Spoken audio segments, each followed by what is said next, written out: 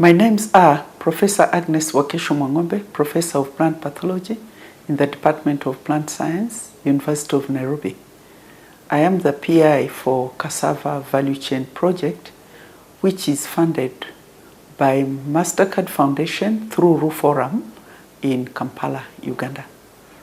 Amongst the many activities we are supposed to conduct, it includes training of farmers. And the composition of farmers has to take care of both gender, that is the male and the female.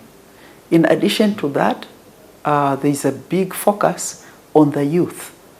So we organized a meeting or a training workshop from 3rd to 8th of November this year, 2019, to train farmers specifically from Kilifi County. And these farmers were drawn from Bahari, Tezo, and Kayafungo in Kilifi County. The farmers in total were 25 of them, and out of 25, 16 were female and 9 were men. Now in that same group of 25, there were 11 youth. And out of the 11 youth, 5 were male and 6 were females. The training took 4 days. That is starting from 3rd up to 7th.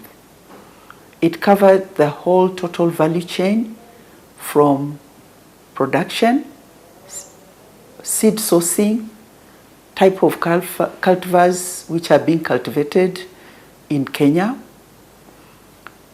to agronomic practices that is taking care of the cassava plant and the opportunities thereof for intercropping with a legume, and specifically in this area, because of the end products, we are focusing on cowpea because we have an interest in cowpea leaf. After that, we looked at what are the challenges facing cassava production in Kenya. We started off by the challenge of getting good, clean, healthy certified seed, which unfortunately is not available.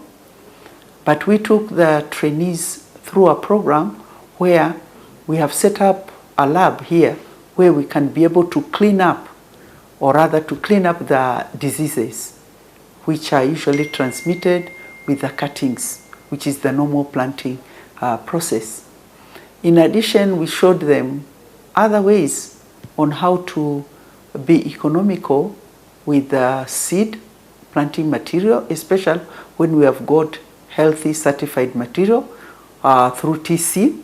We can be able to raise the mini sets by developing mother plants in the greenhouses, and thereafter we move to mini sets, and we can be able to cover large acreage with very limited material by employing these technologies. From there, we also took them through on how to handle the tuber, because cassava tuber is highly perishable, and so once it's uprooted, either it has to be utilized fresh or immediately processed. And this is where the value addition component comes in. And we've been able to come up with formulated flour, our famous green flour for porridge. We also have been able to make good bread, cakes, and many other products from cassava, in addition to the normal traditional utilization like making chips, as well as mixtures of legume, as well as the root. In addition to that, we looked at the markets, because the farmers complained there are no markets, yet when we conducted studies, we actually found out the stockists for cassava equally complained there is no cassava.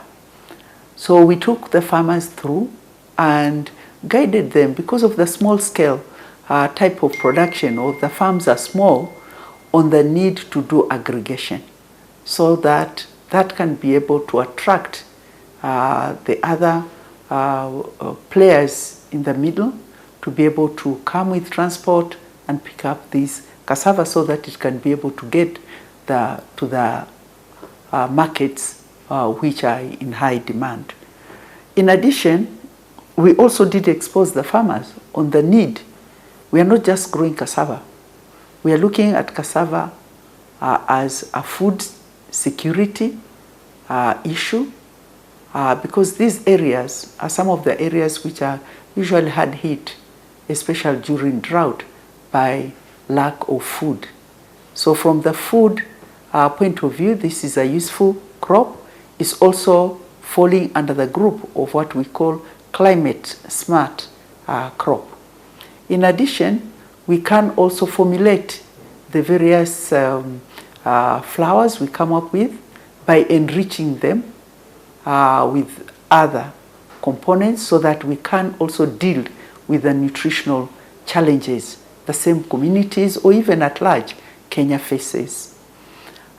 This crop apparently is one of the crops which the Kenya government is also focusing on. So it brings in that aspect, so that the farmers, as they are farming, they know we are responding also to the national challenges or even regional or global challenges.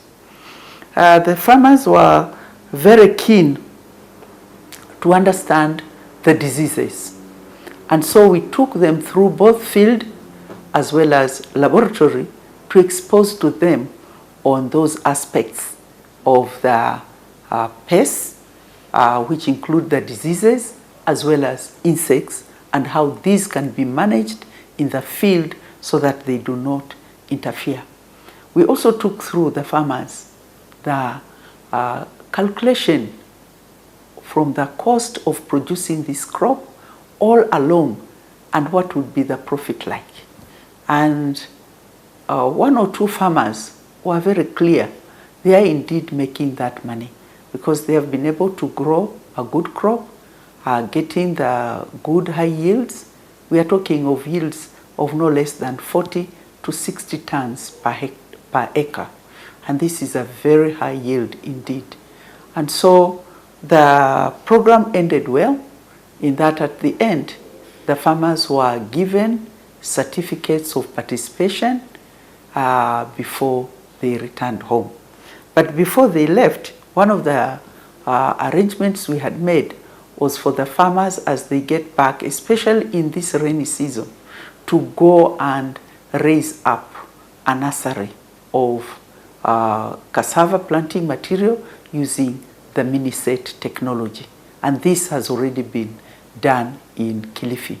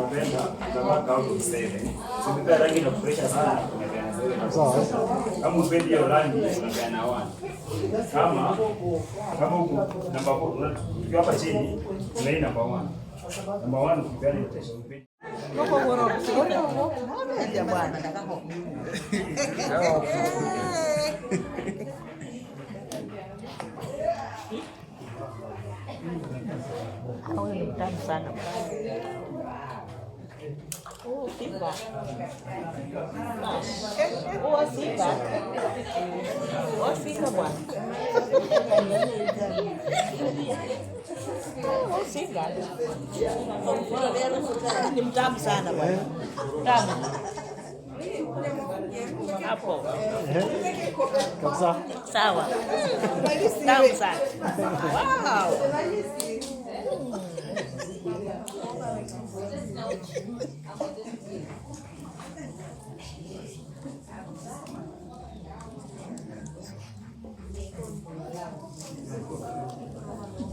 Iko vipi?